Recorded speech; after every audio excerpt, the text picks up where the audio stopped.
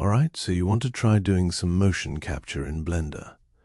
Now, before you start spending thousands of dollars on a mocap suit, instead we're going to be using AI to convert videos into animations for free using QuickMagic AI. If you want more free credits, use the link in the description down below when signing in or use my code. Now, once you've logged in, you will be taken to the main menu. Go and select AI Mocap.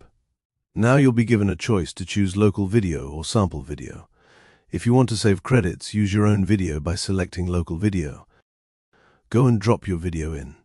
It will automatically add a box over your subject. On the right side, select a character that is compatible with Blender. Go and select Next. Now you'll have an option to select the frame rate, and if you want to track the full body and the hands, you can also choose the starting position. I'm going to select the T-pose. Now select Generate. It should take about 5 minutes to generate. And here is the result, which is almost near perfect. If you're happy with the results, go and select Download. Now let's go into Blender. Once in Blender, go to File, Import.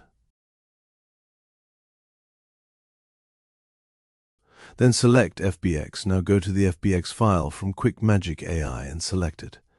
But make sure that you have automatic bone orientation selected.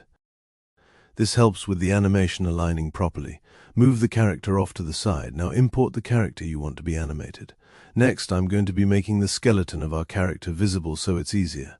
Next, select your armature of your character. Next, hold Shift and select the armature from QuickMagic. Now press Ctrl L and choose Link Animation Data.